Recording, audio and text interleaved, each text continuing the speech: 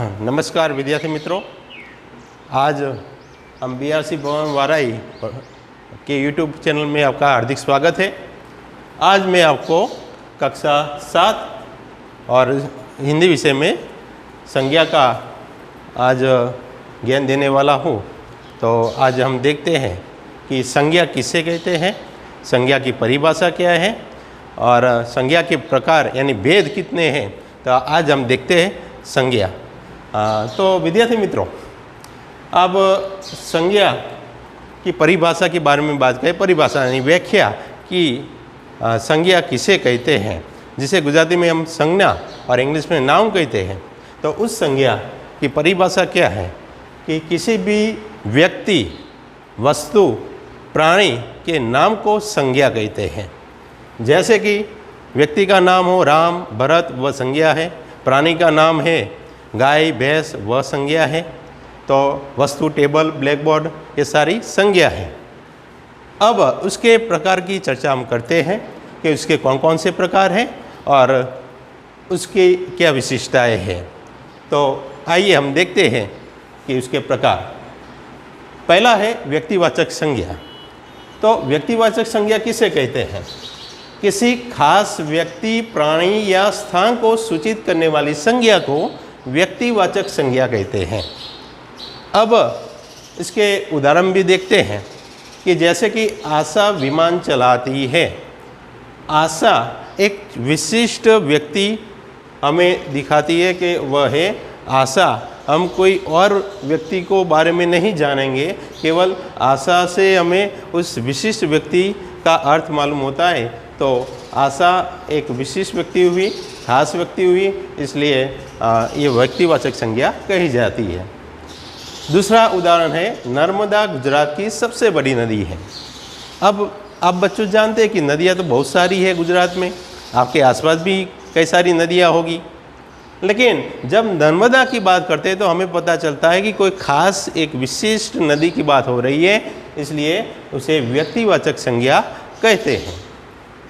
अब जातिवाचक संज्ञा देखते हैं। तो जातिवाचक संज्ञा किसे कहते हैं?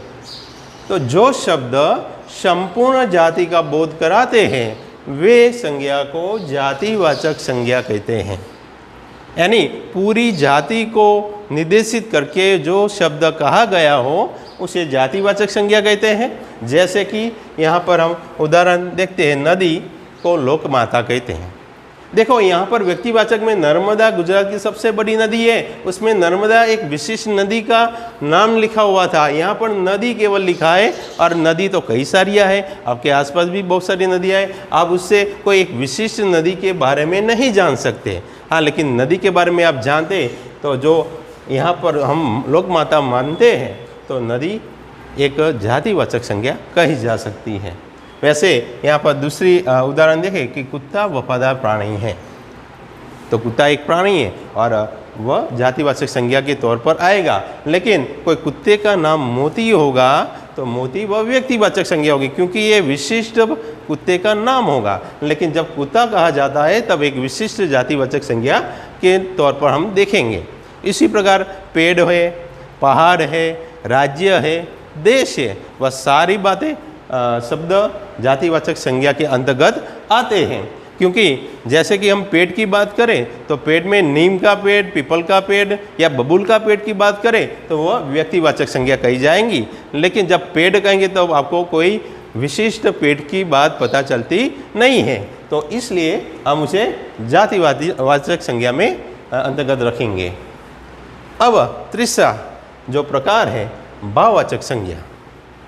अब भाववाचक संज्ञा किसे कहते हैं? जो शब्द गुण, दोष, भाव, दशा आदि का बोध कराते हैं वे संज्ञा को भाववाचक संज्ञा कहते हैं। जिससे व्यक्ति या वस्तु या पदार्थ की भाव पता चलते हैं, गुण के बारे में पता चलता है, उसके दोष के बारे में पता चलता है या उसकी दशा अवस्था के बारे में पता चलता हो, उसे हम भाववाचक संज्ञा कहेंगे। अब उसके हम उदाहरण देखेंगे।